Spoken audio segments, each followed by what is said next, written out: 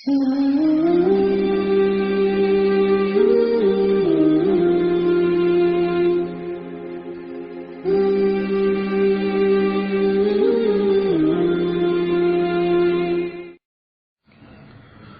ابن مسعود رضي الله تعالى عنه قال قال رسول الله صلى الله عليه وسلم ما من نبي بعثه الله في أمته قبلي إلا كان له في أمته حواريون وأصحاب يأخذون بسنته ويقتدون بأمره ثم إنها تخلف من بعدهم خلوف يقولون ما لا يفعلون ويفعلون ما لا يؤمرون فمن جاهدهم بيده فهو مؤمن ومن جاهدهم بلسانه فهو مؤمن ومن جاهدهم بقلبه فهو مؤمن وليس وراء ذلك من الإيمان حبة خردل۔ 157ویں حدیث مبارک ہے جو حضرت عبداللہ ابن مسعود رضی اللہ تعالی عنہ سے منقول ہیں۔ حضرت عبداللہ ابن مسعود رضی اللہ تعالی عنہ بڑے جلیل القدر صحابہ میں ہیں، بالکل شروع میں مسلمان ہونے والوں میں، اور ان صحابہ میں ان کا شمار ہوتا ہے جن کو فقہائے صحابہ کہا جاتا ہے۔ کچھ حضرات صحابہ رضوان اللہ تعالی علیہم اجمعین کے اندر کچھ صفات زیادہ اہتمام اور اہمیت کے ساتھ پائی جاتی تھی، جیسا کہ حضرت ابو ہریرہ رضی اللہ تعالی عنہ ہے تو کثرت کے ساتھ احادیث منتقل کرنے میں مشہور تھے، اور اسی طرح حضرت صدیق اکبر رضی اللہ تعالی عنہ ہے، ان پر صداقت سچائی کا وصف غالب تھا۔ فاروق اعظم رضی اللہ تعالی عنہ ہے، وہ ان کے اندر اللہ جل شانہ نے اسلام کی اور دینی احکام کے حوالے سے شدت اور سختی رکھی تھی۔ وَأَشَدُّهُمْ فِي أَمْرِ اللَّهِ عمر کہا جاتا۔ حضرت عثمان غنی ہیں تو ان کے اندر اللہ جل شانہ نے حیا کا وصف کچھ زیادہ رکھا تھا۔ حضرت علی رضی اللہ تعالیٰ عنہ وَأَقْضَاهُمْ سب سے بڑے قاضی کا منصب ان کو دیا جاتا۔ تو کچھ حضرات صحابہ میں حضرت سبھی حضرات صحابہ بڑے اونچے مقامات پر فائز تھے، لیکن کچھ کے اندر کچھ صفات کچھ زیادہ پائی جاتی تھی۔ حضرت عبداللہ ابن مسعود رضی اللہ تعالیٰ عنہ ہے، یہ فقہاء اور قراء صحابہ میں ان کا شمار ہوتا ہے۔ قراء قاری القرآن، ہمارے یہاں تو قاری اس کو کہا جاتا ہے نا جس کی قرأت اچھی ہو، خوبصورت قرأت کرتا ہو، بھلے اس صورتوں کا مطلب معنی جانتا ہو نہ جانتا ہو، اس کی کوئی ضرورت نہیں سمجھی جاتی۔ حضرات صحابہ میں قراء صحابہ وہ کہے جاتے تھے جو قرآن کو زیادہ سمجھتے تھے، قرآن فہمی زیادہ رکھتے تھے، قرآن کی سمجھ زیادہ رکھتے تھے، وہ قراء صحابہ کہلاتے تھے۔ اور ہمارے یہاں قراء وہ ہیں جن کو بس قرآن کی سمجھ ہو نہ ہو، آواز خوبصورت ہو، بس وہ بڑا قاری سمجھا جاتا ہے۔ تو حضرات صحابہ کا نزدیک قراء کا معیار کچھ تھا اور ہمارے نزدیک کچھ، بلکہ بعض روایات کے اندر تو پڑھا کہ قرب قیامت کی ایک علامت ہوگی کہ لوگوں کی آوازیں دیکھ کر اماموں کا تقرر ہوا کرے گا، یعنی امامت کے لیے اسی آدمی کو آگے کریں گے جس کی آواز بڑی خوبصورت ہو، بھلے اس کا علم رکھتا ہو یا نہ رکھتا ہو، سمجھ رکھتا ہو قرآن کی یا نہ رکھتا ہو، اس سے کوئی پرواہ نہیں ہو۔ جیسے کہ آج کل کا حال ہے، لوگ سمجھتے ہیں کہ بھائی جس کی آواز اچھی ہے بس وہ امام بنے، اس کے پیچھے پڑھنے میں بڑا مزہ آتا ہے کیونکہ آواز بڑی خوبصورت، معنی مطلب اس کو نہ آتا ہو، مسائل سے واقفیت نہ ہو، مسائل سے آگاہی نہ ہو، مسائل کی پہچان نہ ہو، اس سے کوئی فرق نہیں پڑتا۔ حضرات صحابہ کے نزدیک معیار یہ نہیں ہوا کرتا تھا۔ تو قراء صحابہ وہ کہلاتے تھے جو قرآن کا فہم بڑا اچھا رکھتے ہوں، اور قرآن کی سمجھ شعور، قرآن کی کو پڑھتے بھی اچھا ہوں، قرآن کا فہم بھی بڑا اچھا رکھتے ہوں۔ ایک دفعہ حضرت عبداللہ ابن مسعود رضی اللہ تعالیٰ عنہ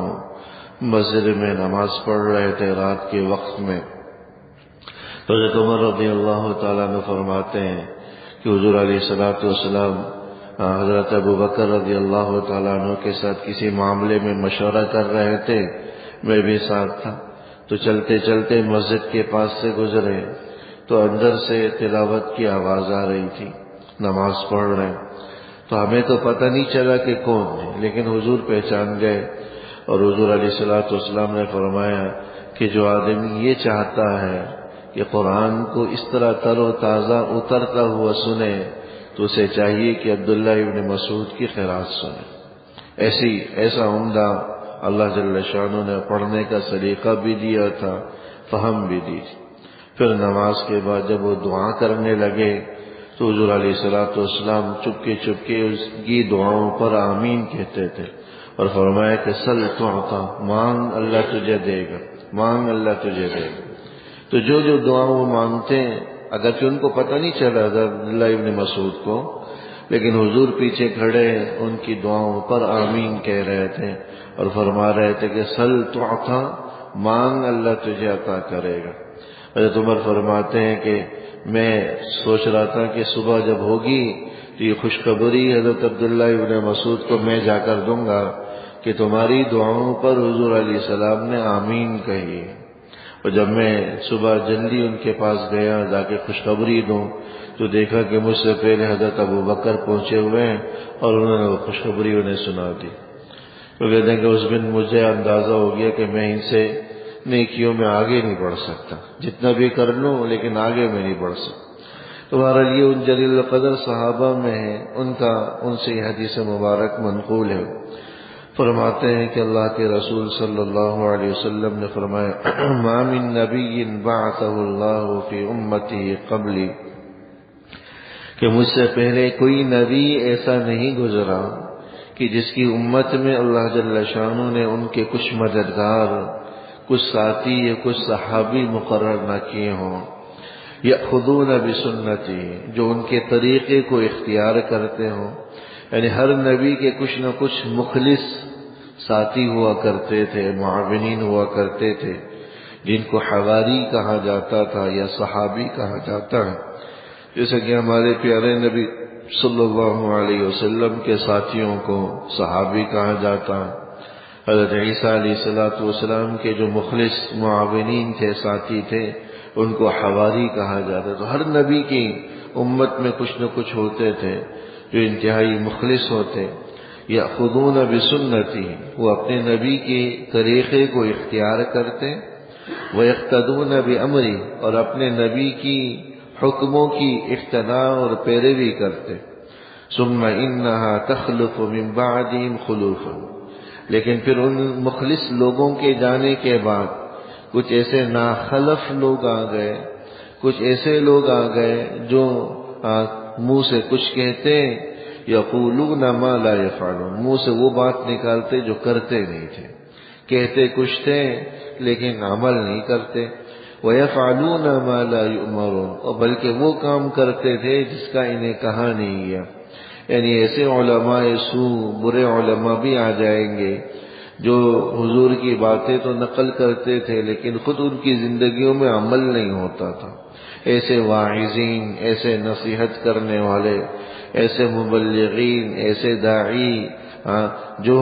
کہتے تو ہیں کہ حضور کا یہ قول، حضور کا یہ فرمان، حضور کی یہ سنت، ایمان کا یہ تقاضا، لیکن خود عمل ان کی زندگیوں میں نہیں ہوتا تھا۔ وَيَفْعَلُونَ مَا يُؤْمَرُونَ، بلکہ اس کی جگہ طرح طرح کی بدعتیں ان کی زندگیوں کا حصہ بن چکی تھی۔ ایسی بدعات کا حکم کرتے تھے جو حضور علیہ السلام نے نہیں بتلائی، ان کے نبیوں نے نہیں بتلائی۔ فرمایا کہ فَمَنْ جَاهَدَهُمْ بِيَدِهِ فَهُوَ مُؤْمِنٌ، کہ جو آدمی اپنے ہاتھ سے ان کے خلاف جہاد کرے گا، روکنے کی کوشش کرے گا، تو وہ آدمی بھی صاحب ایمان ہے۔ وَمَنْ جَاهَدَهُمْ بِلِسَانِهِ فَهُوَ مُؤْمِنٌ، اور اگر ہاتھ سے طاقت نہ ہو لیکن زبان سے کم ان کو منع کریں کہ بھئی یہ بدعات ہے، نہ کریں، تو یہ بھی مومن ہے۔ وَمَنْ جَاهَدَهُمْ بِقَلْبِهِ، اور جو اپنے دل سے اس کو برا جانے، ہاتھ سے روکنے کی طاقت نہیں ہے، زبان سے منع کرنے میں لڑائی جھگڑا فتنے فساد کا انتشار ہے، تو کم سے کم دل سے اس کو برا جانے، یہ دل کا جہاد ہے۔ فرمایا کہ جاہدہم بقلبی، جو دل سے اس کے خلاف جہاد کرے، یعنی دل میں کم سے کم اس کو برا سمجھے، اس کو غلط سمجھے، اس کو گناہ سمجھے، فہو مؤمن، تو یہ آدمی بھی ایمان والا ہے، اس کے دل میں بھی ایمان ہے، کم سے کم اس نے برائی کو تو دل سے تو برا سمجھا۔ ٹھیک ہے زبان سے کہنے کی طاقت نہیں ہے، لیکن کم سے کم اس کو برا سمجھنا، دل میں اس کو برا کہنا، یہ تو ہر آدمی کر ہی سکتا ہے، یہ ایمان کا ادنا درجہ ہے۔ فرمایا کہ وَلَيْسَ وَرَاءَ ذَلِكَ مِنَ الْإِيمَانِ حَبَّةُ خَرْدَلٍ، اس کے بعد رائے کے برابر بھی ایمان کا درجہ باقی نہیں رہتا۔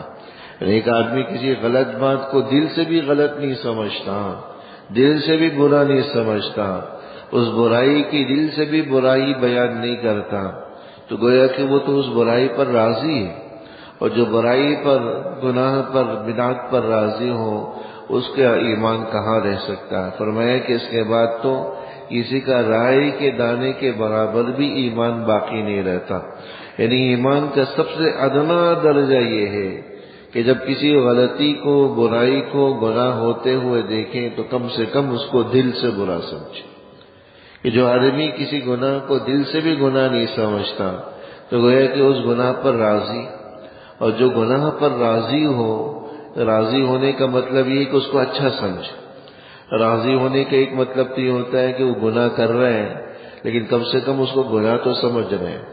یہ بھی ایمان ہی کا درجہ ہے۔ لیکن ایک آدمی گناہ کو گناہ کہتا ہی نہیں، بلکہ کہتا ہے یہ تو اچھا کام ہے، یہ تو بہتر کام ہے، یہ تو گناہ ہی نہیں ہے، یہ تو رضا بالکفر کہلاتا ہے۔ اور فقہا فرماتے ہیں کہ رضا بالکفر کفر،